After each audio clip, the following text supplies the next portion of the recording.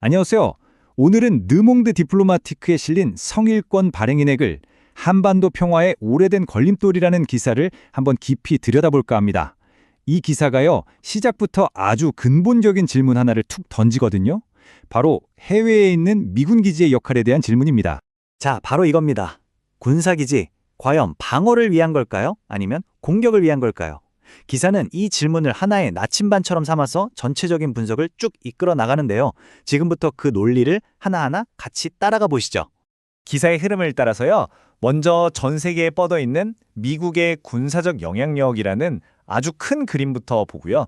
그 다음에 그 중심에 있는 한반도로 초점을 딱 좁혀볼 겁니다.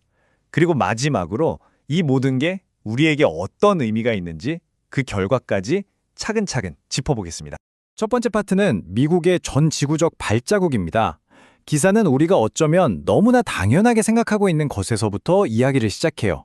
바로 전 세계에 어마어마한 규모로 퍼져 있는 미국의 군사 인프라에 대한 이야기죠.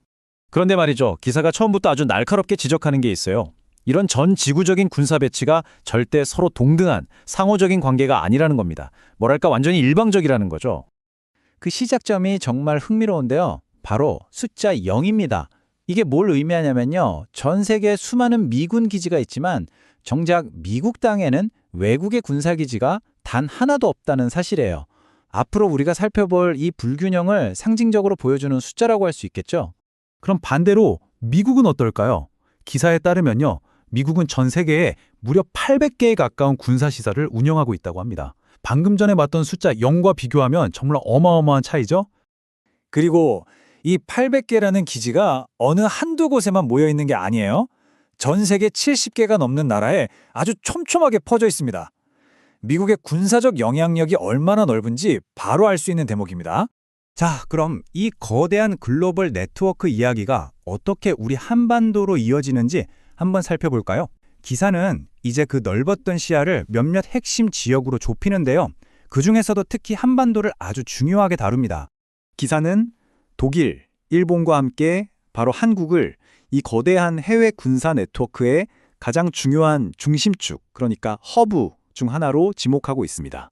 이 그래프를 보시면 그 현실이 한눈에 딱 들어오실 겁니다. 전 세계 약 800개 시설 중에서 거의 10%에 해당하는 80여 개의 기지가 바로 여기 한국 한 곳에 있다는 거죠.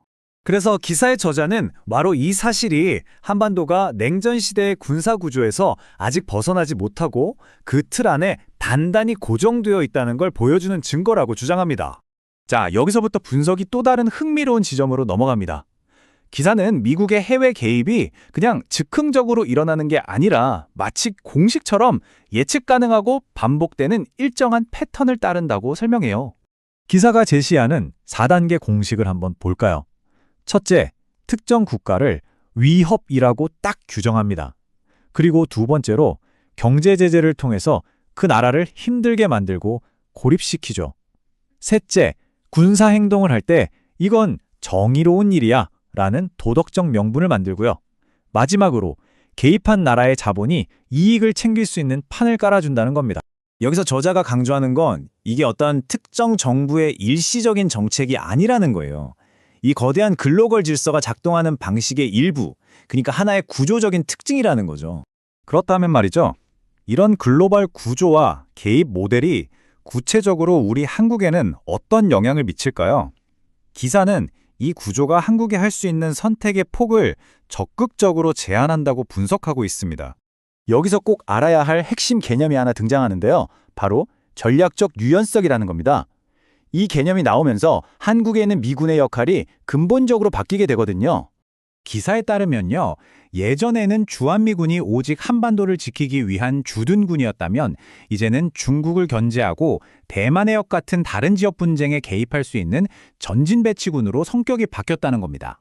기사가 가장 비판적으로 지적하는 부분이 바로 이 지점입니다.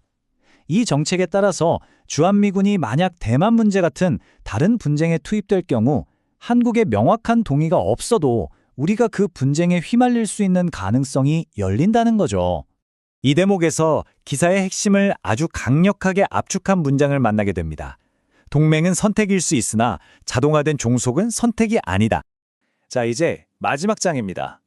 여기서는 지금까지 우리가 나눈 모든 이야기를 국가주권이라는 아주 근본적인 질문으로 한번 모아보겠습니다.